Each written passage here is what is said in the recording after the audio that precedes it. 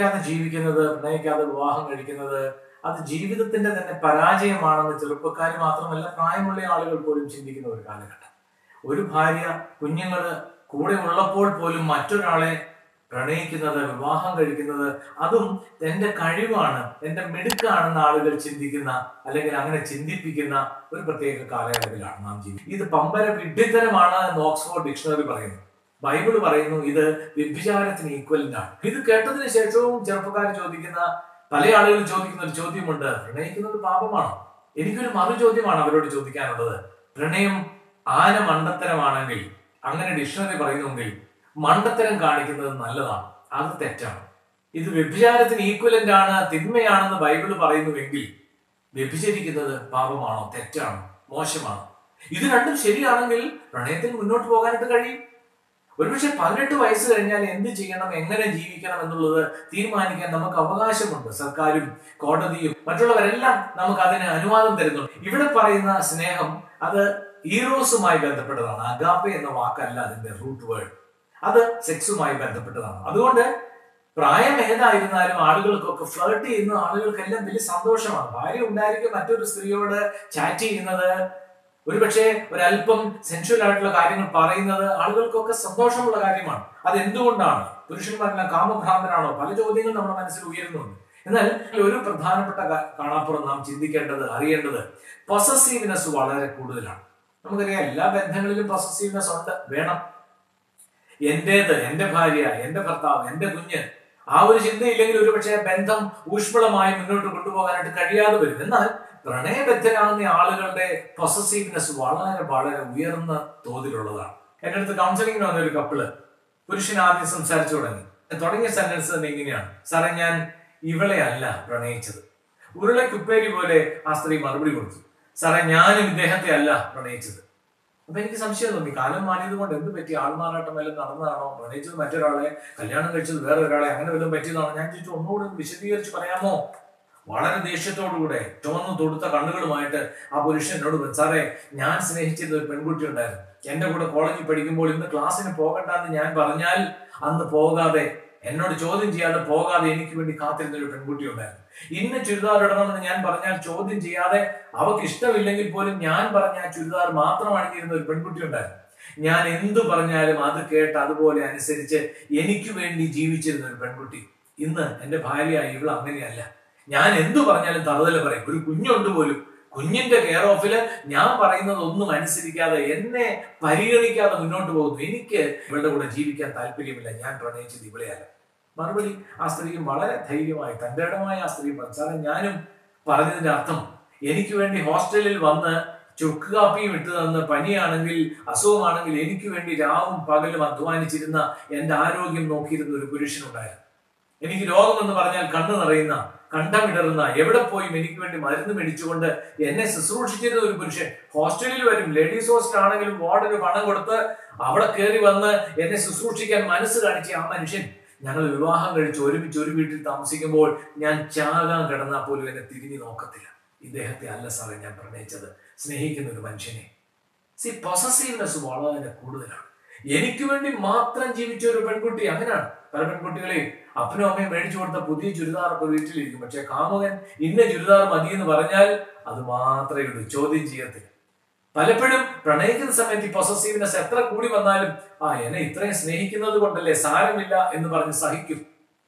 പക്ഷെ വിവാഹം കഴിയുമ്പോൾ ഇത് ചങ്ങലക്കിട്ട് കൂച്ചുവലം കിട്ടതുപോലെയുള്ള ഫീലിംഗ് ആണ്. അനങ്ങാൻ പറ്റിയില്ല, ആരോടും സംസാരിക്കാൻ പറ്റില്ല, അങ്ങോട്ട് നോക്കാൻ പറ്റില്ല, ഇങ്ങോട്ട് നോക്കാൻ പറ്റില്ല, എല്ലാത്തിനും പരാതിയും കുറ്റവും പറയുന്ന ഒരു മാനസിക അവസ്ഥയിലേക്ക് ഈ പ്രത്യേക പൊസസീവ്നെസ് ഹൈ ആയിട്ടുള്ള ആള് മാറാൻ സാധ്യതയുണ്ട്. അത് ജീവിതത്തെ തകർത്ത് കളയും. അതുകൊണ്ട് ഈ കാണാപ്പുറം അറിയാതെ പ്രണയിക്കുന്ന ആളുകൾ കുടുംബജീവിതത്തിലേക്ക് കാല് കുത്തി കഴിയുമ്പോൾ ഒരുപക്ഷെ ജീവിതം തകർന്നു പോകാനുള്ള സാധ്യതയുണ്ട്. അനേക കേസുകൾ ഇതുമായി ബന്ധപ്പെട്ട് പറയാനുണ്ട്.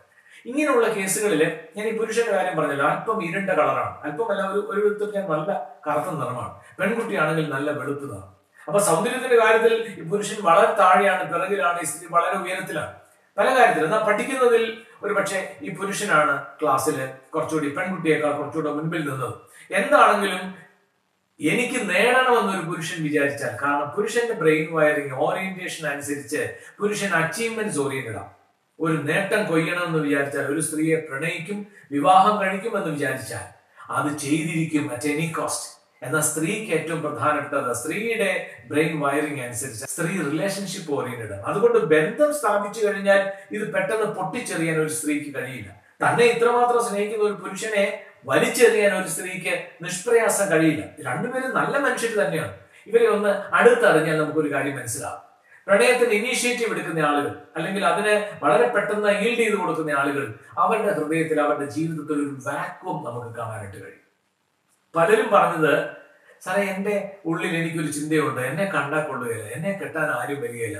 ആലോചിച്ചൊരു കല്യാണം നടത്താൻ തീരുമാനിച്ചാൽ വരുന്നവരെല്ലാം എന്റെ കയ്യിൽ നിന്ന് ചായ കുടിച്ചിട്ട് എന്നെ വേണ്ട എന്ന് പറഞ്ഞു പോകും, ഞാൻ അപമാനിതയാകും, അത് താങ്ങാൻ എനിക്ക് കഴിയില്ല, എനിക്ക് കുറവുകൾ ഉണ്ടെന്ന് എനിക്കറിയാം, എന്നെ കണ്ടാൽ കൊള്ളുകയില്ല, എന്റെ മനസ്സിനകത്ത് എന്നെ സ്നേഹിക്കാൻ എന്റെ അപ്പനില്ല, അമ്മയില്ല, എല്ലാവരും ഉണ്ട്, പക്ഷെ എന്നേക്കാൾ എന്റെ അനിയത്തിയോടാണ്, അല്ലെങ്കിൽ എന്റെ അനിയനോടാണ്, എന്റെ ഏട്ടനോടാണ്, മറ്റു കുട്ടികളോടാണ്, എന്നെ ആർക്കും വേണ്ട, ഞാൻ റിജക്റ്റഡ് ആണ്.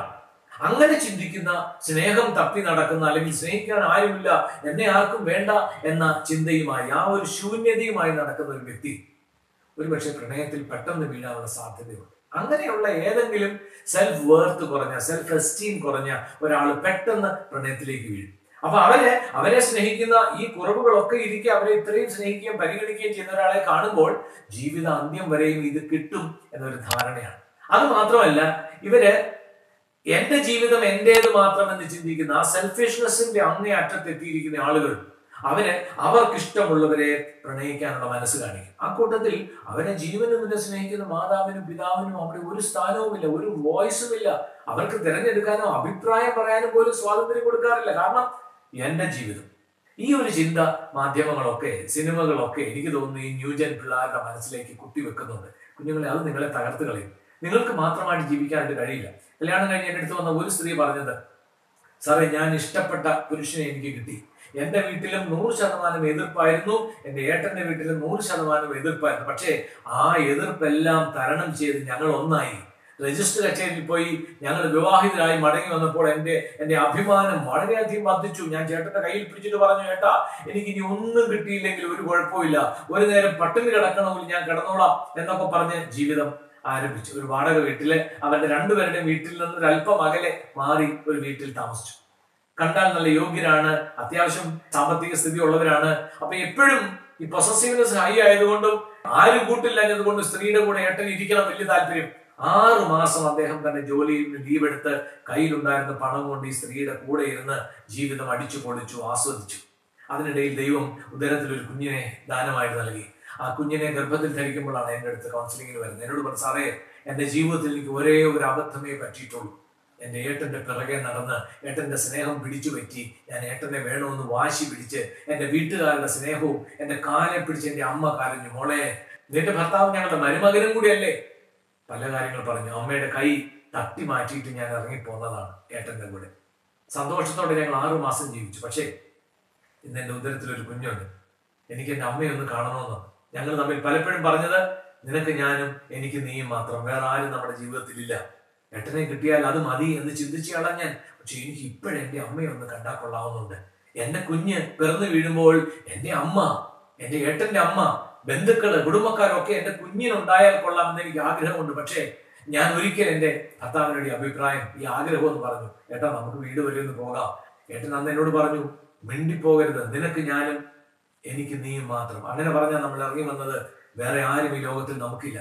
താങ്ങാനായിട്ട് കഴിയാതെ വളരെ വേദനയോടെ പൊട്ടിക്കരഞ്ഞുകൊണ്ട് എന്നോട് പറഞ്ഞു, സാറേ എനിക്ക് ഒരേ ഒരു അബദ്ധമേ പറ്റിയുള്ളൂ, എന്റെ ഇഷ്ടത്തിന് ഞാൻ ഏട്ടനെ കെട്ടിയത്. ഏട്ടനെ കിട്ടിക്കഴിഞ്ഞാൽ എല്ലാം കിട്ടിയെന്നാണ് ഞാൻ വിചാരിച്ചത്. പക്ഷേ എനിക്കിപ്പോ എല്ലാം ഒന്നുമല്ല. എന്റെ ജീവിതം മുഴുവൻ തകർന്നത് പോലാണ്. എന്റെ കുഞ്ഞിന് ഇനി ആരുമില്ല. ഞാനും ഏട്ടനും മാത്രം, അപ്പനും അമ്മയും മാത്രം പോരാ. അപ്പന്റെ കുടുംബക്കാര് വേണം, അമ്മയുടെ കുടുംബക്കാര് വേണം, കുഞ്ഞിനെ കളിപ്പിക്കാൻ, താലോലിക്കാൻ, സ്നേഹിക്കാൻ ധാരാളം ആളുകൾ വേണം. ഒരാൾ പോലുമില്ല. എല്ലാവരും ഉണ്ടായിരിക്കെ ഞങ്ങൾ ഈ ആൾക്കൂട്ടത്തിനിടയിൽ തനിച്ചായി പോയെന്നൊരു ഫീലിംഗ് ആണ്. ഇനി ആർക്കും ഈ ഗതികേട് വരരുത് എന്നാണ് ആ സ്ത്രീരത്നം എന്നോട് പറഞ്ഞത്. പ്രണയിച്ച ആളോട് ചോദിച്ചാൽ അവർ പറയും, മണ്ടത്തരം ആ സമയത്ത് ആരും പറഞ്ഞു കൊടുത്താലും തലയെ കയറുകയില്ല, മനസ്സിലാവുകയില്ല. പറയുന്നവരെല്ലാം, ഉപദേശിക്കുന്നവരെല്ലാം, അഭിപ്രായം പറയുന്നവരെല്ലാം ഇവരുടെ ശത്രുക്കളായി മാറുകയാണ്. ആദ്യം മാതാപിതാക്കൾ, പിന്നീട് ഉപദേശിക്കുന്നവര്, അഭിപ്രായം പറയുന്നവരെല്ലാം. എന്നാൽ വിവാഹം കഴിഞ്ഞ് അധികം കഴിയുന്നതിന് മുമ്പേ പലരും ഈ യാഥാർത്ഥ്യം തിരിച്ചറിയും. ആ ഗതികേട് നിങ്ങൾക്ക് വരാതിരിക്കട്ടെ. ഈ എപ്പിസോഡ് കാണുന്ന നിങ്ങൾക്ക്, നിങ്ങളുടെ കുഞ്ഞുങ്ങൾക്ക് അത് വരാതിരിക്കട്ടെ. അതുകൊണ്ട് പൊസസീവ്നെസ് ഹൈ ആയി വരുമ്പോൾ ഇത് സ്നേഹക്കൂടുതൽ കൊണ്ടാണ് എന്ന് വിചാരിച്ച് ആദ്യം സമ്മതിക്കുമെങ്കിലും വിവാഹത്തിന് ശേഷം ഇത് ചങ്ങലക്കിട്ട് മുറുക്കുന്നത് പോലെയുള്ള ഫീലിംഗ് ആണ്.